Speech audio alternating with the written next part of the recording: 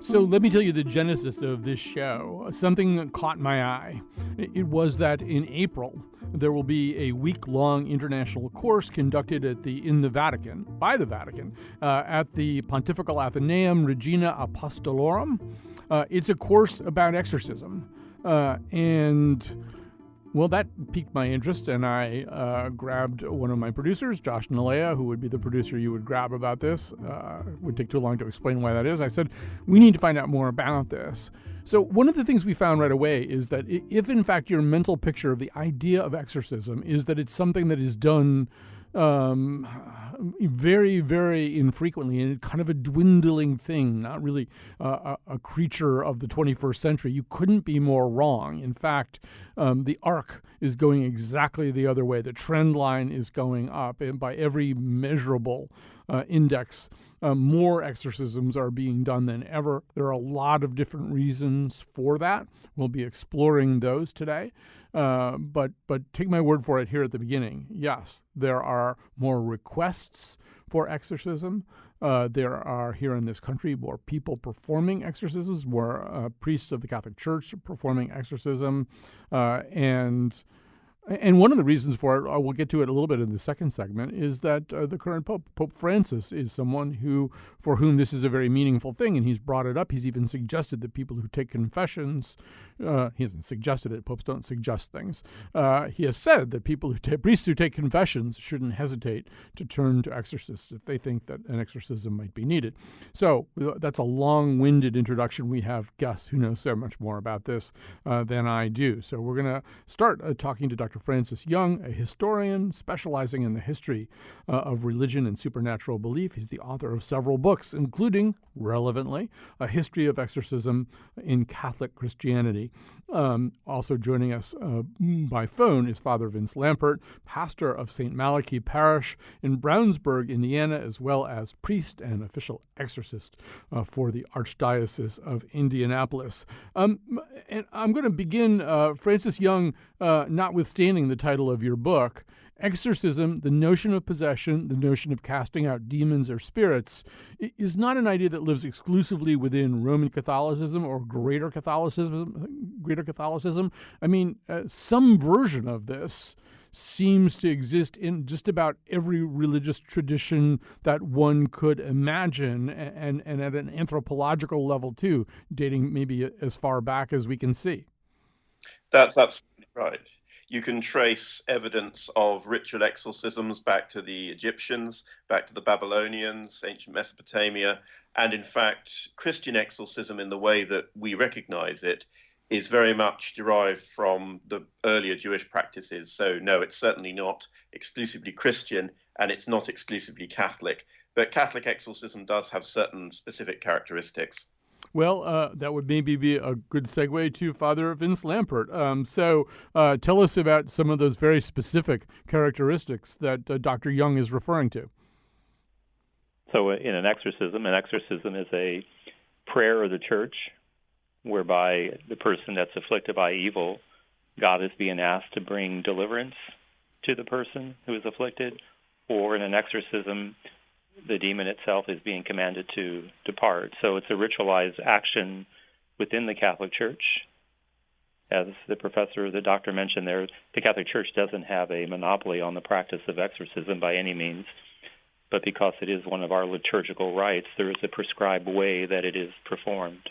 Right. That is, if not a monopoly, one of the things that's fairly unique for the Roman Catholic Church is that there's a rite, an R-I-T-E. There are certainly notions of exorcism and a lot of other traditions. There are even indications in research that in some subgroups, more Protestants believe, particularly, for example, more Latino Protestants believe in possession and exorcism than do Latino Catholics.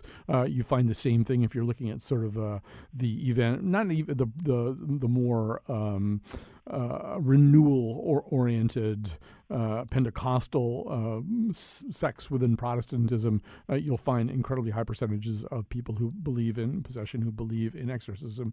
But as you're saying, Father Lampert, the difference would probably be that the Catholic Church has a kind of specific, you could almost say a specific playbook for dealing with this, correct?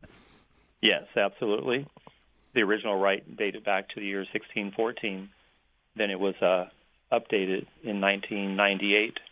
The very last liturgical rite to be updated after the Second Vatican Council that ended in 1965. It came out in 1999, and then it was tweaked again in 04 and 05. And then just earlier this year, the official English translation for use in the United States was put out by the Conference of Catholic Bishops.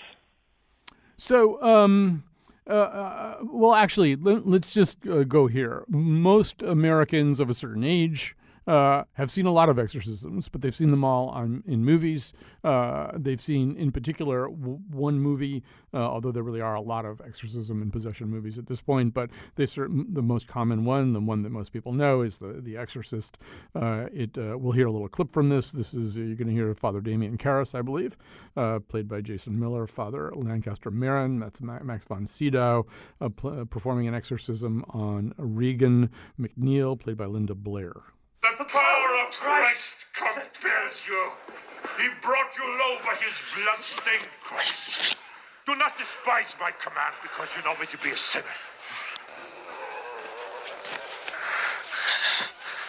It is God himself who commands you.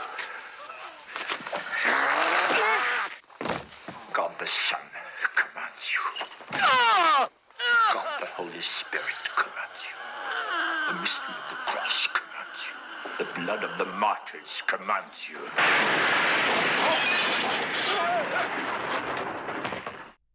So, Dr. Francis Young, that's probably most people's mental image of what an exorcism is like. Maybe the first question I would ask is, based on your scholarship, how accurate would that be across the ages?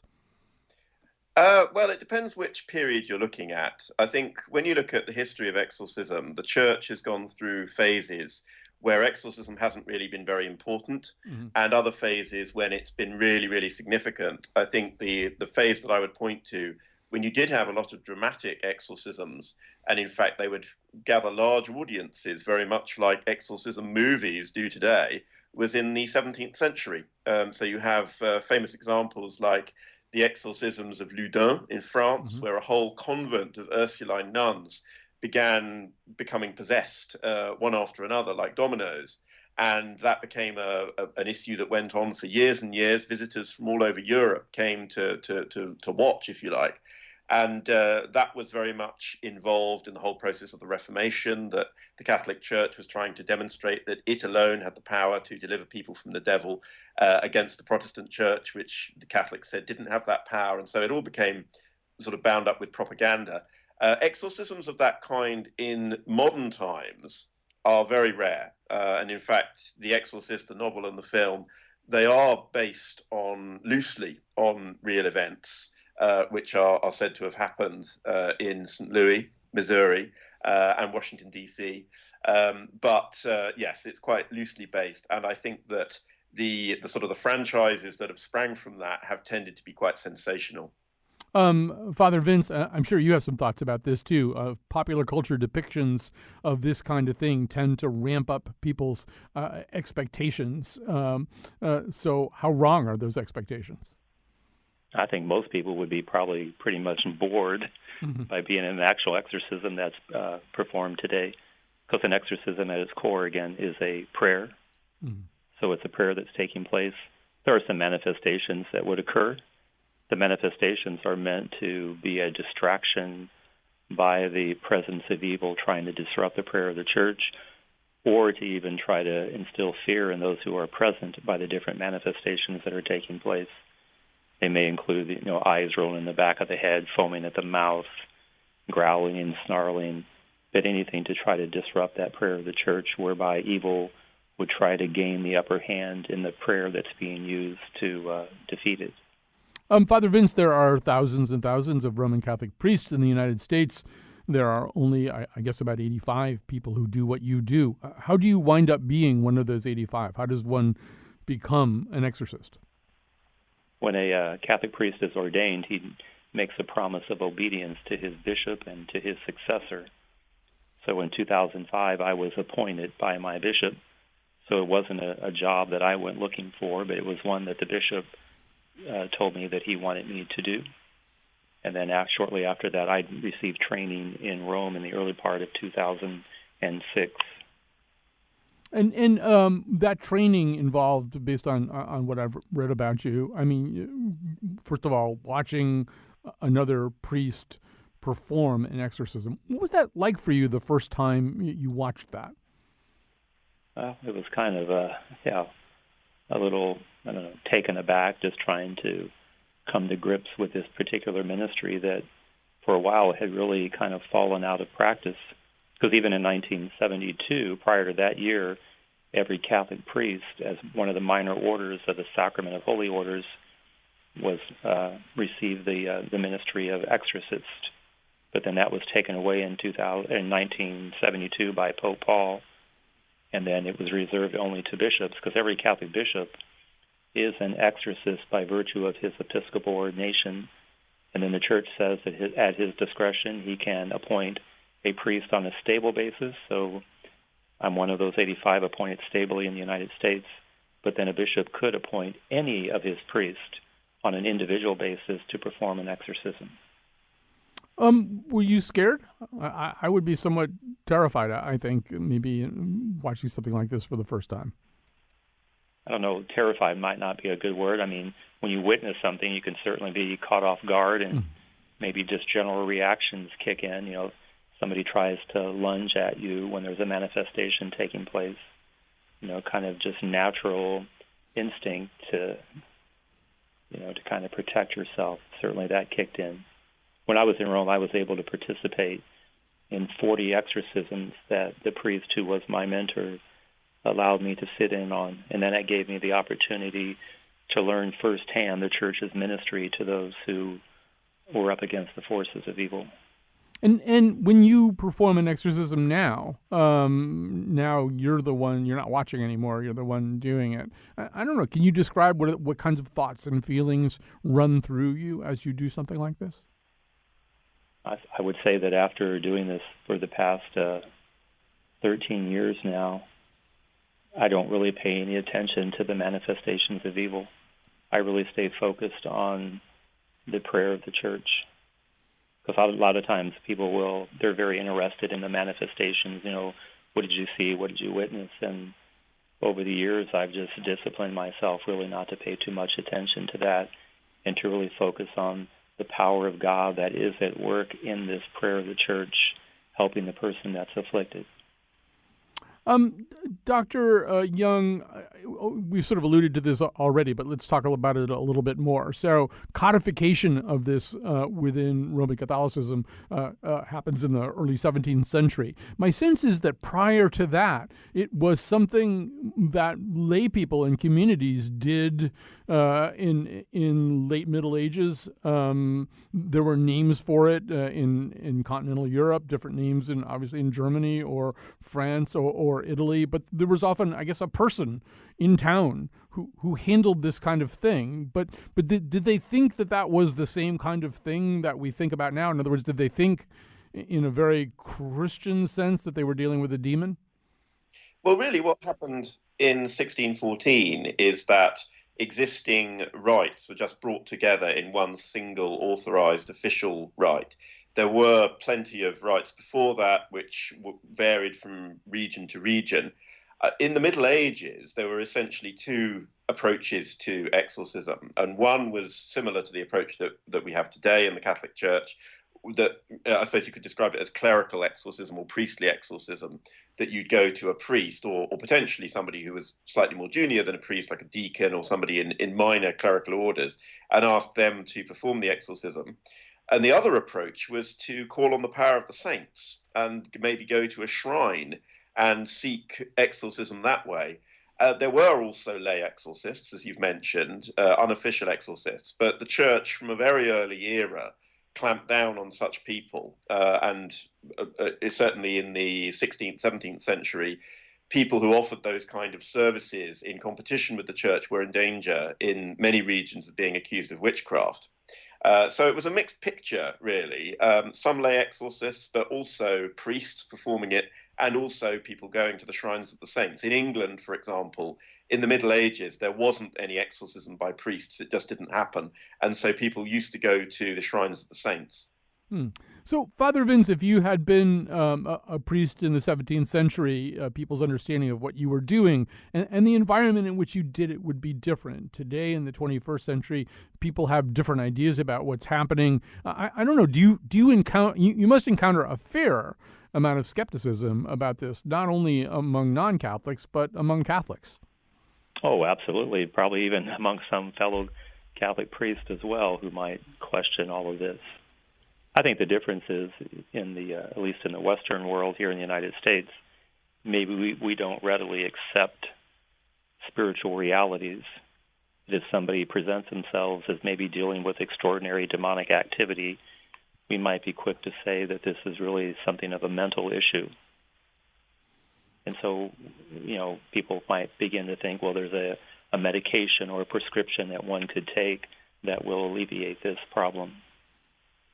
Although that is one of the differences as well. I think we talked about the kind of updating that started, I think, in Vatican II, but it was ultimately announced by Pope John Paul II in 1999. And for the first time, I think you see in that recodification of it a little bit, the acknowledgement that sometimes mental illness can be mistaken for possession, and I suppose vice versa, right? That's the position of the Catholic Church these days, is that you should try to figure out which thing. Even when the rite came out there in 1999, in the introduction, it says that the priest, the exorcist, if he has any doubt, then he should consult an expert.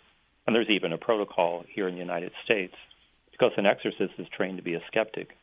So I should be the last one to believe that somebody is actually dealing with the presence of the demonic. Every other possible explanation should be looked at first, whether it's the result of some type of mental health issue or some type of medical issue. Dr. Francis Young, you've looked at the way that there have been waves of interest in and turning to exorcism across history. How do those waves work? What occasions a renewal of interest in possession and exorcism? Well, what I've found is that when there's a sense that the church is under threat, maybe from the threat of heresy, from different competing denominations, when there's a sense that the church is under threat from competing ways of thinking, such as during the period of during the 20th century and the 19th century. I think that the key moments for me when there's been an upsurge of exorcism, certainly in the early church, exorcism was absolutely key to what the church did. It played a very important role, for example, in the rites of baptism at the time when most of the people being baptized were still adults rather than children. And then it returns in significance at the time when the Catholic Church is converting the pagans of Northern Europe. And so there's this renewed sense of a spiritual threat, an alternative way of thinking, pagan ways of thinking. And it returns again at the time of the Reformation. So during the Middle Ages, by and large, exorcism is not very significant in the church, contrary to what many people think. Many people refer to exorcism as a medieval practice, but actually it's not. It doesn't really have much of a place in the medieval church. But it comes back really in a major way in the 16th, 17th centuries. Then the 18th century is a low point for exorcism, largely as a result of the Enlightenment. But in the 19th century, it very much comes back, in the late 19th century, under the influence of Pope Leo XIII. And he felt that Freemasonry was a satanic threat against the church, and felt that various forms of contemporary liberal thought were a threat. And so that really leads to a renewal of interest in exorcism that gradually builds and builds. And I would argue that our current situation in the Catholic Church really can be traced back to the 1880s, 1890s, and that sense of the church being under threat from modern secular thinking. Actually, Father Vince, I know you have some thoughts about this. I was going to wait until the next segment to get to them, but maybe now is a good time to talk about it. I mean, there seems to be no doubt that exorcisms are on the rise, and that the demand for help of this kind is on the rise. The numbers that I've encountered are pretty startling. To what do you attribute that? I attribute that to just society today, the general decline in religious belief in God, the notion that faith in God leads us in one direction and the lack of faith leads us in another. I will say that, the rise in the number of requests for exorcisms, it's my experience that last year I received about 1,500 calls or emails from people across the United States who were seeking help. But by the time people call me, my experience has been that they've already self-diagnosed themselves. Mm-hmm. So it's not that the church is saying these people are possessed. The people themselves are saying they're possessed and they're seeking the help of the church. But then again, the church wants to follow a very methodical praxis, if you will, before we get to the point where we say that somebody is actually possessed. One of the things that people would be familiar with from popular culture, Father Vince, particularly these days, is the notion that not that a person is possessed, but that a place is inhabited.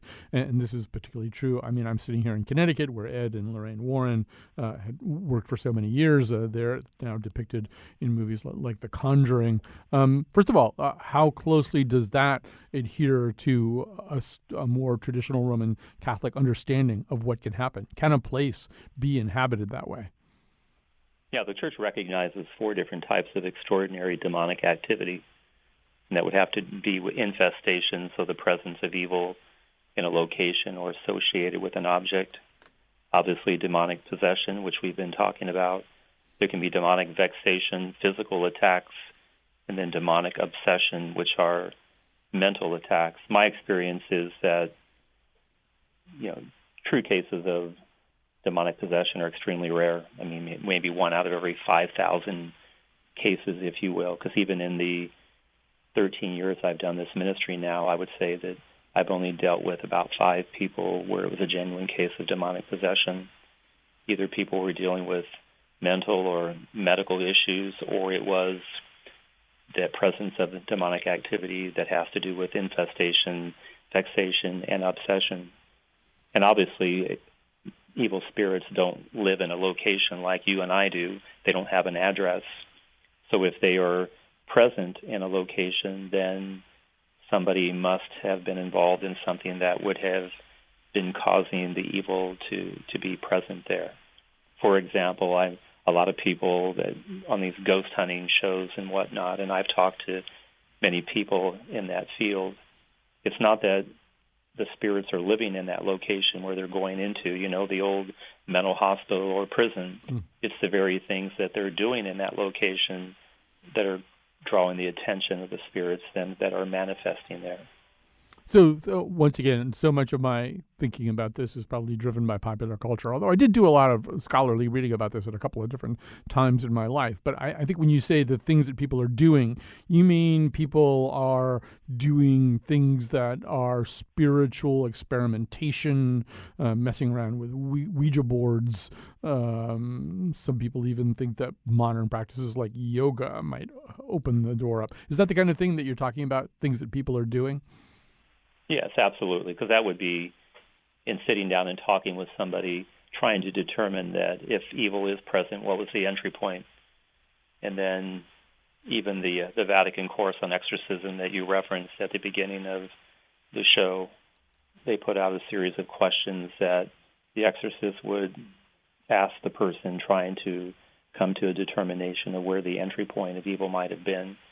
And the things you suggest, ties to the occult practices that are mentioned in the book of Deuteronomy in the Old Testament about not practicing magic or witchcraft and seeing psychics and mediums and all those types of things that people do, that those could be ways that one could open up an entry point for evil into their life. You're listening to 2 guests here talk to us about the modern understanding of possession and exorcism. Dr. Francis Young, a historian whose relevant book is A History of Exorcism in Catholic Christianity, and Father Vince Lampert, a pastor of St. Malachy Parish in Brownsburg, Indiana, and also the priest and official exorcist of the Archdiocese of Indianapolis. We're going to take a break. We're going to come back with more of these 2 guests. Towards the end of the show, you'll also be meeting a clinician, one of the people who has to come in and say, no, this is not possession, this is mental illness, or the other way around. Ecce crux Domini!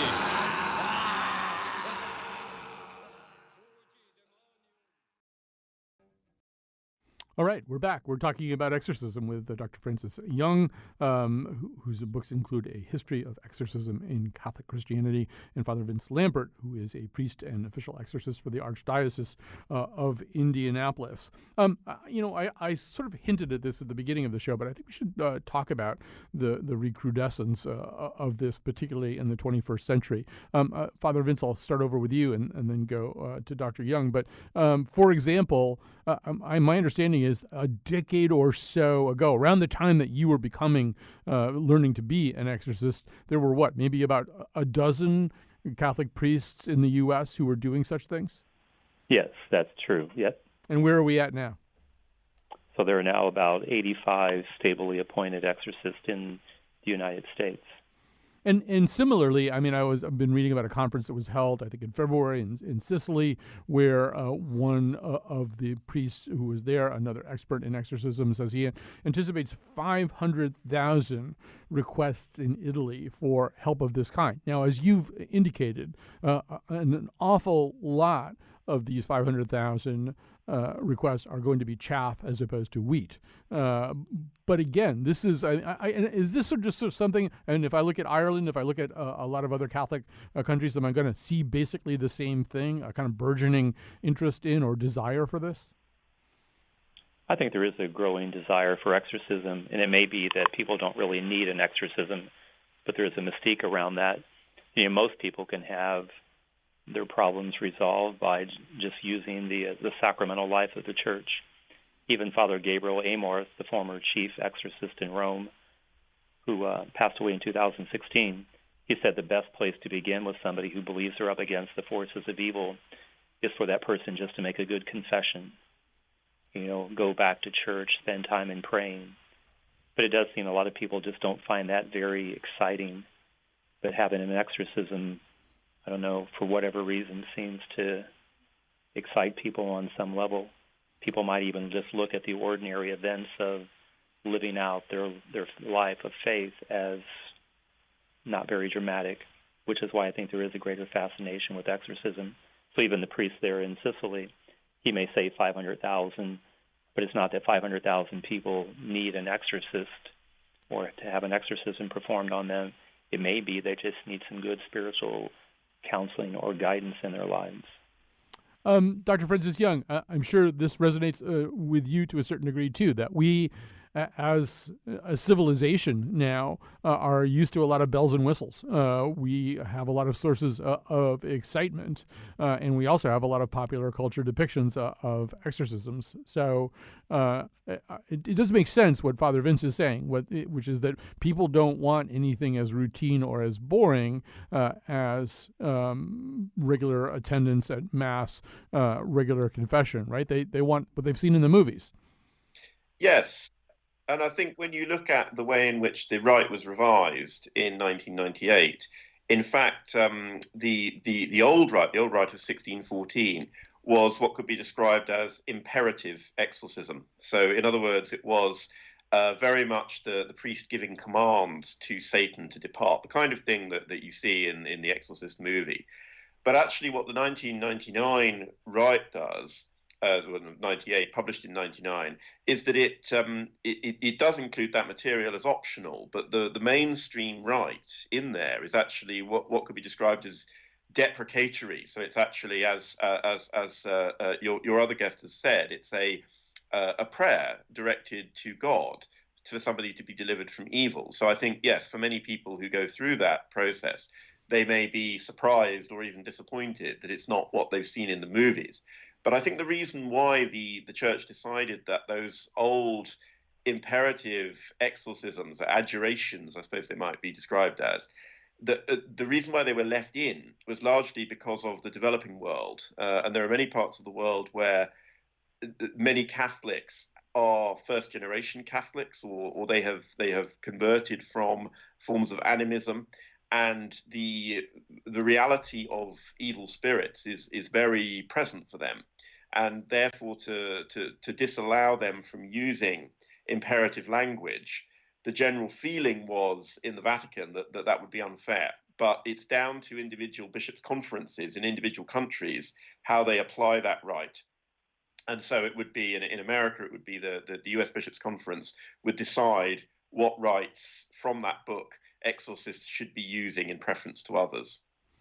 Father Vince, when the history of this particular moment is written by Dr. Francis Young or by some scholar who follows in his footsteps, one of the people that they'll be writing about a lot, I think, is Pope Francis. I alluded to this at the top of the show, but Pope Francis has spoken out about exorcism and about demonic manifestations in a way that previous recent popes, anyway, have not. Did that surprise you when he actually said very publicly that he thought priests hearing confessions should be prepared to seek out the assistance of an exorcist if that seemed appropriate? Yeah, I would say that his responses have not surprised me when you look at the story of his life and, coming from Argentina, that part of the world where spiritual realities, again, are pretty much part of the mainstream culture, whereas here in the United States, they're not mainstream, but he's coming from a place where that is mainstream. So he's speaking to something that was pretty much in the forefront of everyday life in Argentina. And now he sees that in Italy. In Italy there are 300 stably appointed exorcists. Poland has 300 stably appointed exorcists. And it isn't that there's a greater sense of demonic activity in those parts of the world. But again, those parts of the world readily accept the reality of, spiritual entities, if you will. So he's responding to what he believes to be a genuine need of the faith lives of the people. Does it help you? I mean, I don't know how much of an uphill fight this is for you in the U.S. I mean, there are, I'm sure, as you said, there are priests who probably don't believe what you believe about this. There are probably bishops who don't believe what you believe about this. Is it sort of like having the wind at your back, having a pope who's willing to talk publicly about this? Yes, because obviously then he's bringing this whole discussion into the forefront, and really that's healthy for the church to sit down and dialogue and have conversations about the whole topic of evil, because a lot of people believe that perhaps evil is nothing more than humanity's inhumane treatment of one another, but then the church is pointing out that evil is personified in what we would call the devil or these other fallen angels. Dr. Francis Young, I was actually a newspaper religion writer in the late 70s, and my sense when I looked into this was that the Roman Catholic Church was not particularly interested in talking to me about it. I couldn't tell how much of it was going on, but if it was going on, they didn't want to talk about it. Oddly enough, here in Connecticut, there were 2 Episcopal priests who were doing quite a bit of it and were more forthcoming about it. I would imagine for you in your research, I mean, you can't use the Freedom of Information law to find out what the Roman Catholic Church is doing with exorcism or about exorcism. And I would also imagine that they're walking kind of a line. In a way, particularly now with Pope Francis, they want people to know that this stuff is out there and that there's help for people who think they're encountering a demonic activity. On the other hand, maybe it's something that they would rather not share everything they do. I don't know. What did you find as a historian trying to get access to information about all this? It's very challenging. And as a historian, you're heavily reliant on documentary sources. Obviously, there's a lot of documentary sources going back to the Middle Ages, to the 16th, 17th, 18th centuries. But once you get into modern times, there's only a few cases of exorcism that are extensively documented. And the only reason that they are is that they became the subject of legal proceedings. We have the case on which The Exorcist, the book and the film, are loosely based, which is the case of a boy called R, sometimes called Robbie. And that in the book and the film is changed into a girl. And there's another notorious case from Bavaria in Germany, the case of Anneliese Michel, which was heavily documented because it became the subject of essentially a homicide investigation that the priests involved were accused of having either directly caused or contributed to the death of this young woman. So there are a few cases that are extensively documented in the public domain. I did speak to the leading exorcist in the UK when writing the book, Father Jeremy Davies, His approach was, which I think is the approach that officially is supposed to be adopted by all exorcists, that he will speak in general terms about what he does, but he won't describe individual cases, even anonymized, so even without giving the names of the people involved. Clearly, it would be unethical, and also it would be forbidden for exorcist priests to describe what happens and give personal details of people. It would be under the same level of confidentiality as the seal of the confessional, such matters. So yes, it is challenging to research. And in the main, what I've looked into is general trends rather than actually trying to dig down and uncover confidential information, as it were. Father Vince, imagine that I am somebody who thinks I've got a problem of this kind, or a family member has a problem of this kind. I approach you or some other representative of the church, and ultimately the determination that you make is that, no, this is one of the thousands and thousands and thousands of cases of people thinking this is happening, but it's not really happening. I have some other options after that, right? There are various groups of people who will offer to do exorcisms for me, not through the Roman Catholic Church. There's also an international association of Catholic exorcists who are not all Roman Catholics. I was on their website today, though. One of the things they say on that website is that they sometimes take cases that have been turned down by the church at large. What are your thoughts about this? People who, if you say no and somebody goes to look for somebody else, what are the risks?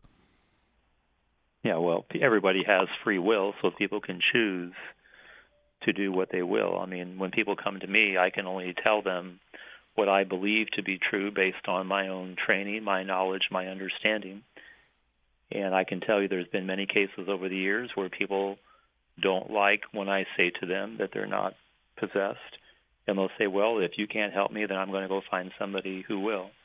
And there's a lot of other groups out there, as you say, or individuals. I mean, I would even say there seems to be a growing trend for professional exorcists that people can turn to. I've seen examples of that, whether recent accounts of folks in France or in Hollywood where they're claiming to perform exorcisms on people who are dealing with the demonic. Certainly the church can't control, nor does the church desire to control what people do. We can only tell people what we believe to be true, and what they do with that then is up to them. I want to thank both of you for spending some time talking to me about this. Dr. Francis Young is a historian. His books include A History of Exorcism in Catholic Christianity. Father Vince Lampert, pastor of St. Malachy in Brownsburg, Indiana, and official exorcist for the Archdiocese of Indianapolis. We're going to take a break. We're going to come back. There are clinicians who get called in to make exactly the kind of discernment that we were just talking about. You're going to meet one of them. Crossing, call the priest. Say a prayer, bring Constantine. There's a holy war inside. I need an exorcism to set my soul free.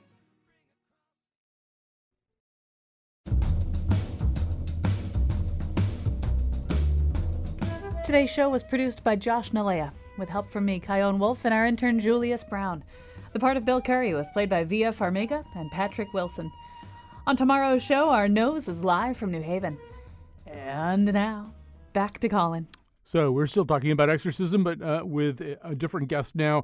Joining us is Dr. Richard Gallagher, board-certified psychiatrist, as well as professor of clinical psychiatry at New York Medical College, lecturer at Columbia University, and the author of the upcoming book, Demonic Foes: A Psychiatrist Investigates Demonic Possession in Modern America.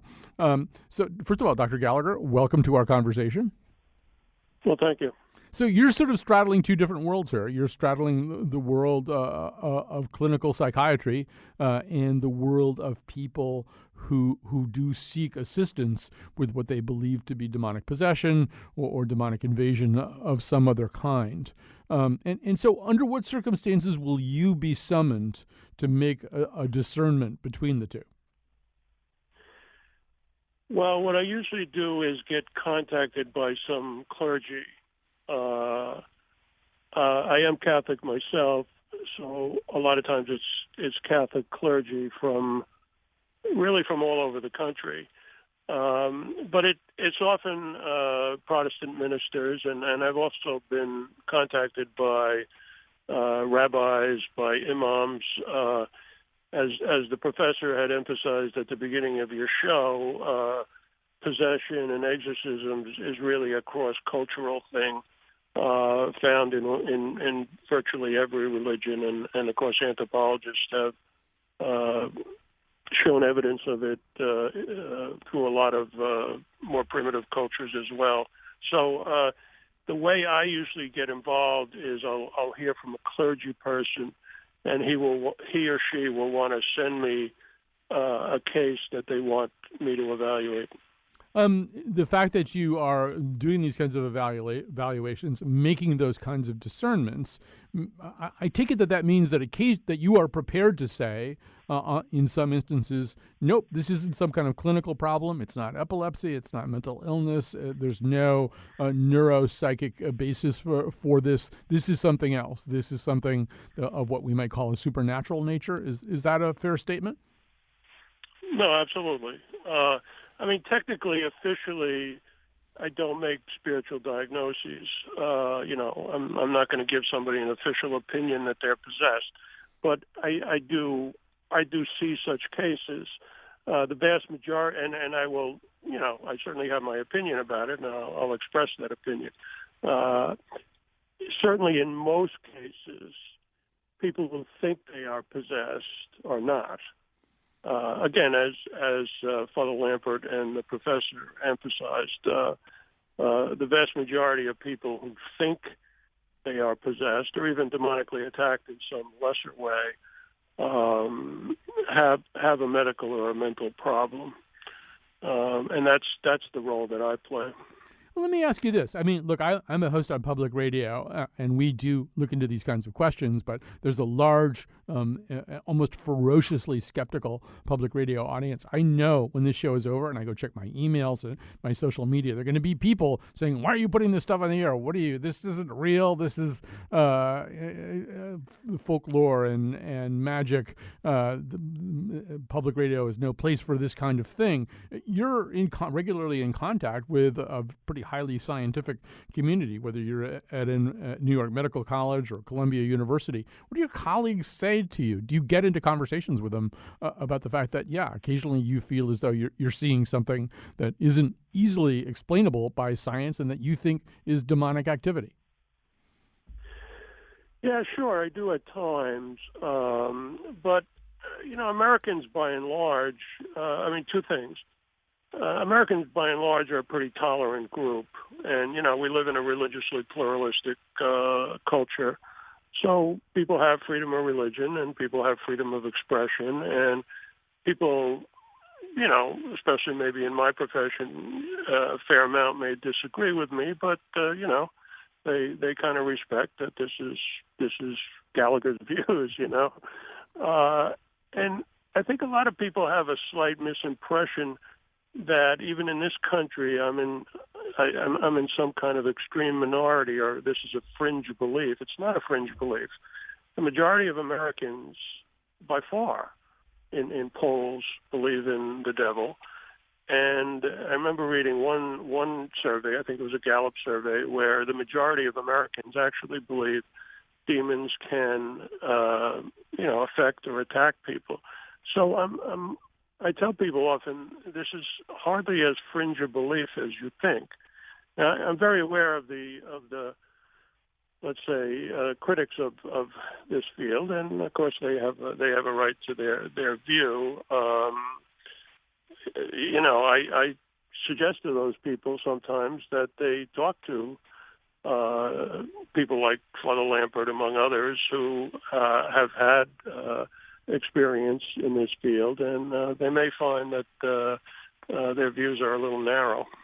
Maybe it's helpful to just hear a little bit about the kind of case that you might handle. There's one that you've written about, a patient that you call Julia. Tell us about Julia. Yeah, listen, and I do respect what the professor said about the ethics of speaking out in too much detail. So whenever I discuss a case like the woman I call Julia, and that's a pseudonym, I'm always careful to not give her name, not give any identifying information, et cetera, et cetera. And anybody I also talk about as a particular case, they've generally given me permission to talk about. Julia was a very unusual case. I was introduced to her by a couple of priests, and when I started out this work, there were very few priests, exorcists in the United States, and therefore I got to see an awful lot of cases because if you're confined to one particular region or diocese, you're not going to see a lot of cases. But I would see cases literally all over the country, and one of the more dramatic cases that I was ever introduced to was this woman I'm calling Julia, and she was an avowed priestess of a satanic cult. In the 80s and 90s, there was a lot of hysteria in this country about Satanists kidnapping people, and there was the McMartin case in Los Angeles where the couple was accused of abusing children and was eventually cleared by the legal system. So I was also well aware at the time of the false reports of Satanism and that sort of thing. But this woman appeared to be the real deal, and she was unequivocally possessed. She went through a series of exorcisms. I did not see her exorcisms, although I've been to many exorcisms in her life, but, I got reports from the people who went and from the exorcist, and, for instance, she had all the classic criteria, such as speaking in foreign languages, and she even levitated during one of the exorcisms, I was told, by about 8 people. Now, she never really fully cooperated, and as your other guests have emphasized, the cooperation and the wish to be delivered and turn away from, in her case, an evil lifestyle of a Satanist is a paramount part of why a person gets delivered. It's not just some magic incantation. So in any case, she never really fully cooperated, and she was not delivered. But it was a very flamboyant case. Well, we should mention there was one instance where you encountered her, and she greeted you with the question, "How did you like those cats?" And in fact, the night before, in your bedroom with your wife, your 2 cats had really kind of gone crazy in the middle of the night. That must have been a rather chilling moment to have her talk about that, as if she somehow or other knew what had happened. Yeah, it was creepy. Our cats went berserk in the middle of the night, and I had never met her before. She was introduced to me the next day, and she said, "Well, Dr. Gallagher, how did you like those cats last night?" Now, again, when certainly in the more mainstream churches, in the Catholic Church, there are very strict criteria to assess whether someone is possessed. And this is why, in addition to ruling out different mental illnesses, there are psychotic patients who think they're possessed. There are people with personality disorders or very suggestible or histrionic people who think they're possessed. That's in my way, that's in many respects my job is to, rule that out and let the individual know these are not patients of mine. None of these people are patients of mine. Right. But, we are unfortunately going to have to stop there, Dr. Gallagher. People who want to know more, I guess, are going to have to wait for your book, Demonic Foes. A psychiatrist investigates demonic possession in modern America. Thanks to all of you for listening. I'm going to go read my emails. I already know what they say. But thanks for listening, and we'll be back tomorrow.